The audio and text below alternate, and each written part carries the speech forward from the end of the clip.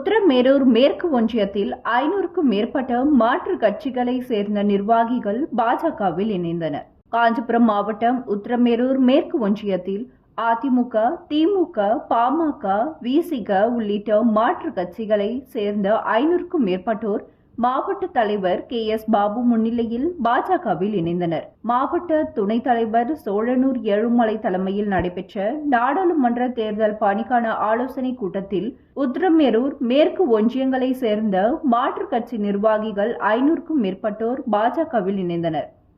பாஜகவில் இணைந்த புதிய உறுப்பினர்களுக்கு சால்வை அணிவித்து புதிய அடிப்படை உறுப்பினர் அடையாள அட்டைகளை வழங்கினார். மாவட்ட தலைவர் KS பாபு பேசுகையில், உத்திரமேரூர் தொகுதிகளில் அதிமுக, திமுக கூடாரங்கள் காலியாகி வருகின்றன.